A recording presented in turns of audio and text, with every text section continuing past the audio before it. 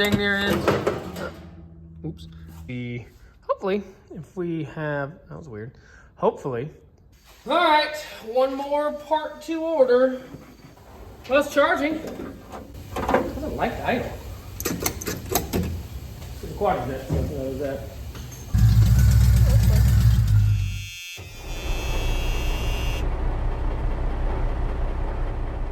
What's going on, everybody? Welcome back to another video. We're back in the garage working on the 72 Cutlass. Now, in the first video you saw, we got this thing up and running. We got it moving. It's under its own power. Got it, doing some stuff. In this video, we're going to focus on getting this thing actually drivable. Got a 1 gallon gas can feeding it right now, and we have absolutely zero brakes. Literally, if you remember, I ripped the shoes off the back because they were so nasty and stuck to the drum. So today, we're going to see if we can get some brakes put in this sucker.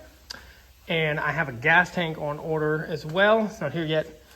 And we're going to get this thing to where at least, we can move it, stop it, do the rest of the car things that it does. And we're going to get an alternator for it because that one is no bueno. Well, it might be the wiring thing. This has a voltage regulator. They're not like the one wires like everything else is.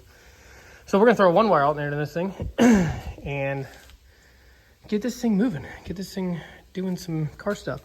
I'm going to jump into the brakes first, and then we'll move on from there. Now, if you remember at the end of the last video, we tried to do a burnout in the grass. It did, just on the opposite side of the camera. Dude told me it was a Podge in here, but I don't believe him. Anyway, let's get this thing going. We're gonna jump on some brakes. I've got everything for the rear brakes here, so we're gonna jump on that first and wait on the soft lines for the front. And then we can get on after it. So let's jump to it. All right, now we're gonna start on the back here. Remember I ripped these pads off, so they're gone. I got brand new wheel cylinders and brand new brake shoes all the way around. We're gonna start with that. I got a new master cylinder coming. Hopefully the lines are good. I don't know. This car is an enigma to me. What is rusty and what isn't? I'm assuming the rear tires had air in it when I came to pick it up. The front tires never had air and they never held air. So I'm assuming this car did one of these numbers in a very low wet area. Because if you look at the back here, this tail pan, beautiful. No rust, nothing. I mean, the bushings really, they're cracked, but they're not awful. Like back here's got, that's the only rust back here on this back tail piece. This trunk is weirdly, but that gets sprayed on. But then the front is gone. The roof is gone. There's no window back here, but this is still gone. What's that about? You know what I'm saying? I don't know. Anyway, I did notice this though, after cleaning it. When the sticker says 93. So the last time it was, taken care of was what, 30 years ago? I was 3 years old when this car had that sticker put on it. Anywho, if you're coming here, one nut tutorial on drum brakes, front and rear, for 72 Cutlass, you're in luck because I already have one of those videos. I had a green 72 Supreme, Cutlass Supreme, and I did drum brakes all the way around it. I did everything, drums, lines, master, all that good jazz. We're doing everything but the lines, fingers crossed. So if you want to see how to do it, I kind of went in a little bit of depth there, so do it. I'm just going to time lapse this crap because I got 4 of them to do, and I don't like doing drum brakes. They're not hard, they're just annoying. So we're going to rip these wheels off, and we're just going to dive right into it. So let's go.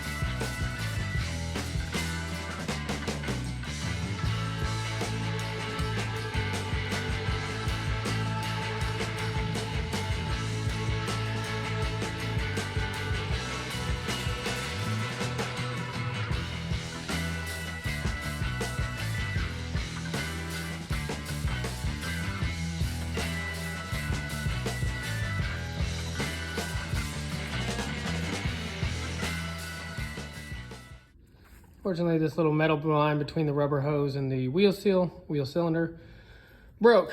Luckily, all the brakes that I'm doing on the race car, I've got enough line, and the fitting's still good. So we're just gonna pop us a new one real quick. And it'll be stainless steel, so you know, yippee. So I'm gonna flay this brake line real quick. We'll throw it back on the car and get back down to it. All right, we have got, as far as we can on the brakes, they only ship me one wheel cylinder for this side. And the front, the rubber lines haven't come in yet. And I gotta go pick up a hardware kit for it. So we're pausing that for now and going to go ahead and try to get this fuel tank out. As you can see, I gotta take those two, cut those two rubber hoses, and there's one over there I gotta cut to go to this stupid vent thingy. And then we're gonna drop this tank, one, because I got a new tank coming. Two, I wanna see what's inside of it. And three, we're gonna get to the brake line up there, the rubber one up there to replace, and it's easier to get to with this gone. So let me cut these lines and then we'll remove that bolt and the one up there, and we'll see what's inside of this disgusting thing. I put 5 gallons of fuel in it and never got a drop out of it. So I'm assuming it's full of junk, but we'll see. Let's drop this tank and get to it. All right, we got the gas tank out. And it's in obnoxiously nice shape. I don't, there's no way this could be the original tank, but it's full of juice. And I popped this loose. So let's see what she looks like.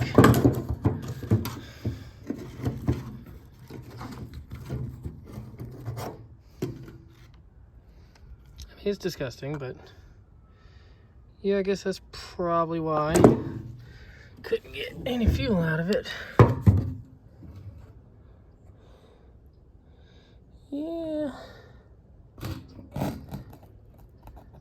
Yeah, I mean, the walls are a little crusty back there.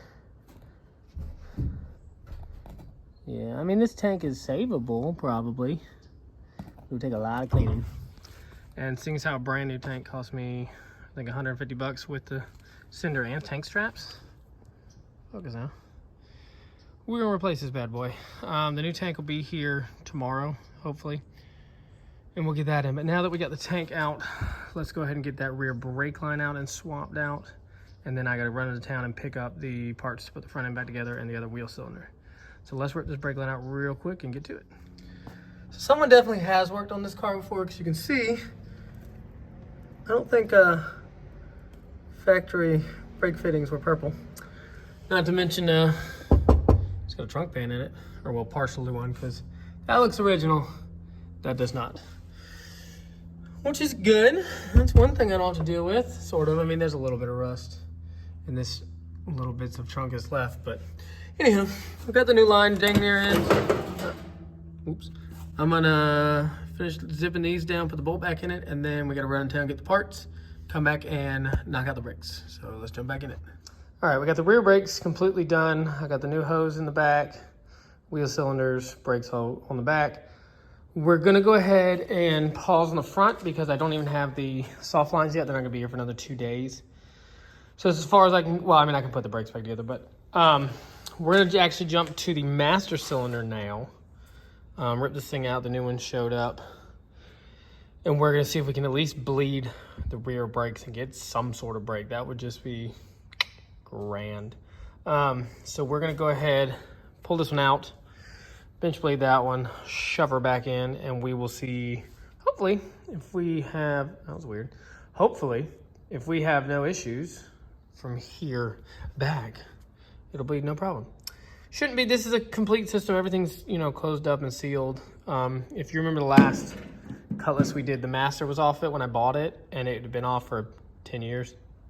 And the lines were completely plugged. But these should be all right. A little bit of dribbled out at the back, so hopefully no issues there. So let's get to ripping this thing out and get the new one bled and put in. So let's jump to it.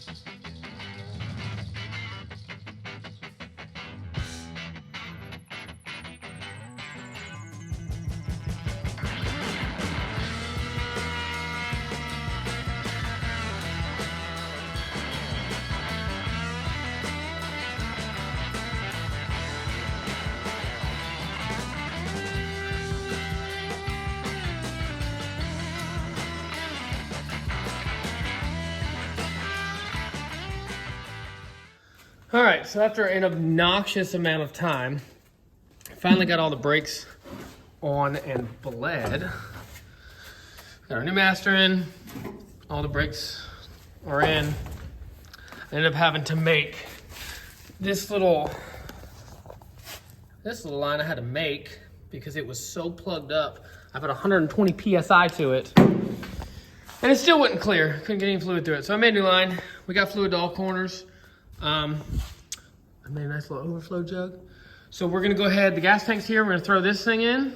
I got some gas over there somewhere. We'll put this in, fill it with gas, see if we can get this thing to suck some fuel itself. Hopefully this pump is still good. And we'll see if we can get this thing driving and stopping. So let me climb on here, we'll throw this thing in here. It came with a new sending unit and straps. So we're gonna chuck those in real quick and then we'll throw this thing under the car and get to it. So let's go. All right, everything should be good. I blew out the fuel line before I ever did the fuel tank, so I know it's good all the way through. Hopefully there's still some gas left in the carb, and we'll get her to fire up and run, and hopefully draw fuel from itself. So let's see what happens.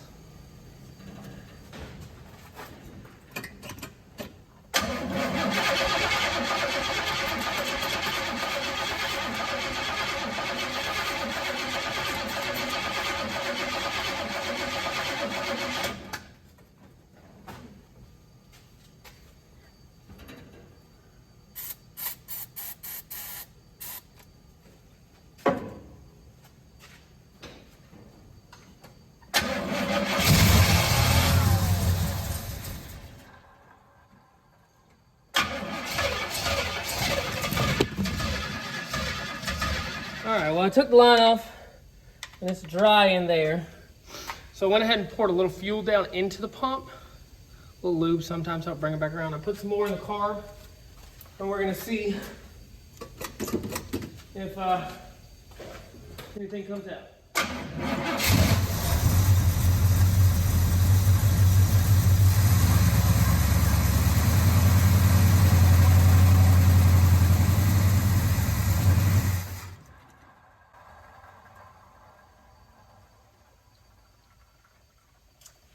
Yeah, nothing's coming out. We got us a bad pump, I'm guessing. That sucks. All right, one more part to order. And then she'll be running and driving. We're gonna get this thing on the road here in a minute. Let me see if I can order me a pump, see who's got one. And we'll go from there. Let's jump into it. All right, so we're back at it with some new parts. I had to get a new fuel pump because that one's useless. And the alternator has finally showed up. So we're gonna swap that out and we're gonna swap that out. Hopefully have this thing running on all cylinders on its own with brakes, and we'll do some stuff. So let's jump to it and get this thing moving. I'm gonna go ahead and start with the alternator. We'll knock that out because I gotta kind of do some wiring with it, and then we'll knock the fuel pump out. We'll go from there. So let's jump at it.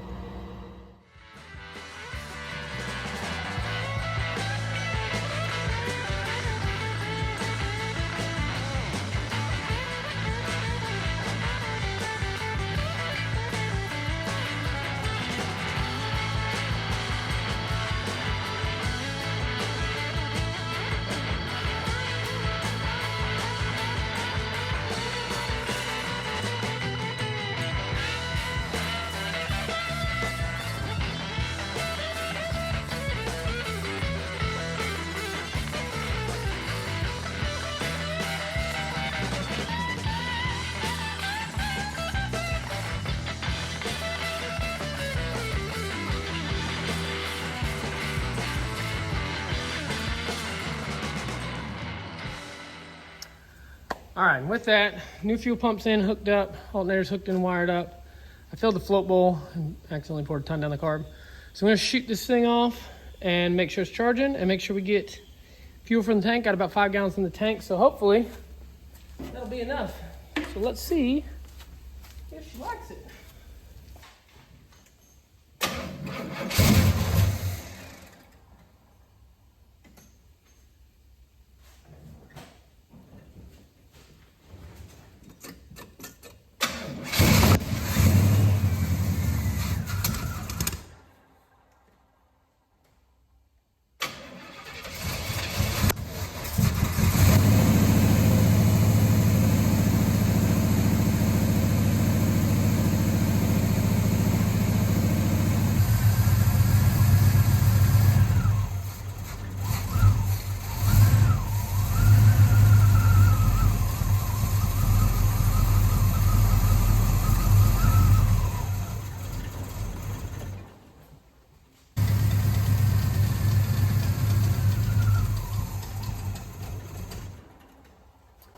Well, it's charging.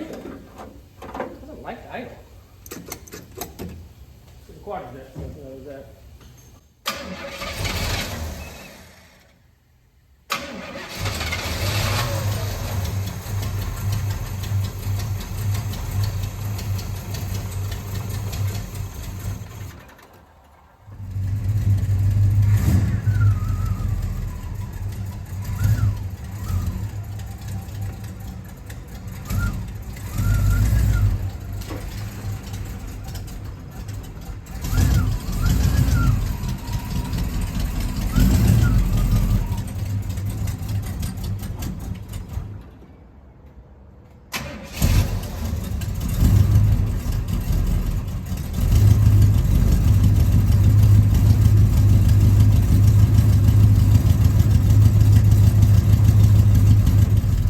Let's see what happens. Hasn't overheated yet, so let's go.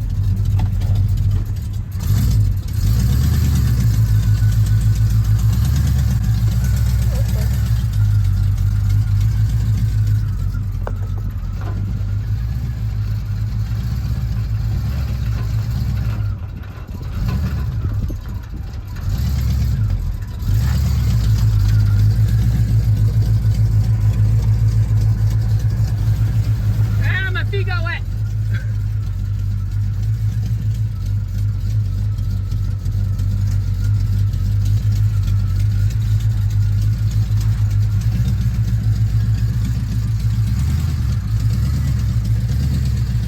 Not good having no floors and everything's wet. It's a little moist.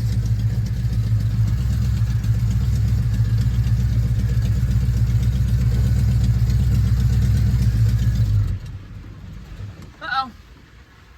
She died on me.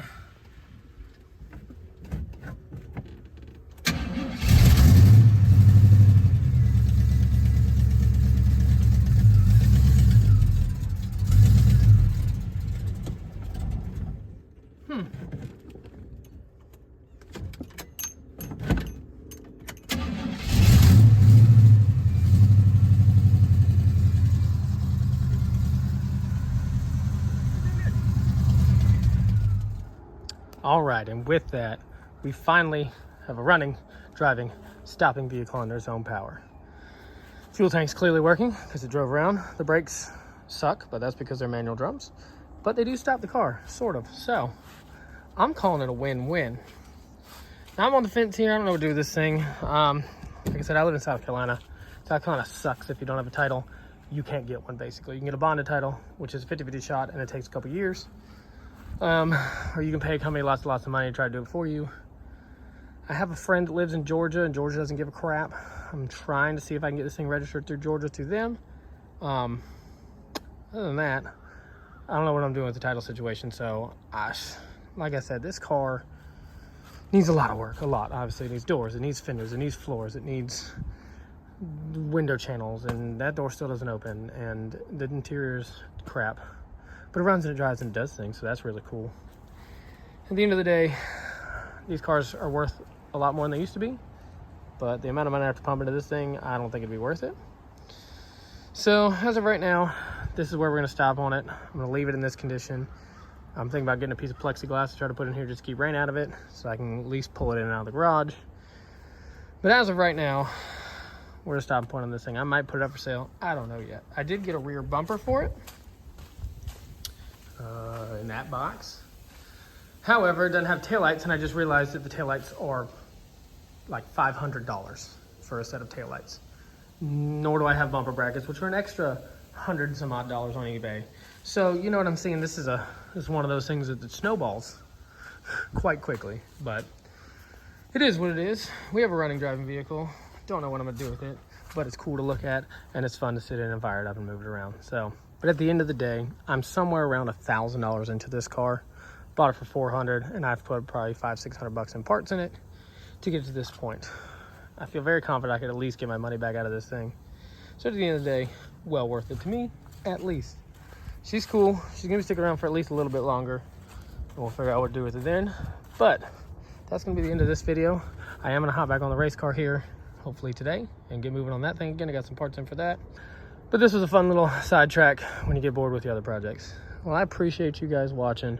As always, hit us with a like and subscribe, and we will see y'all again in the next video.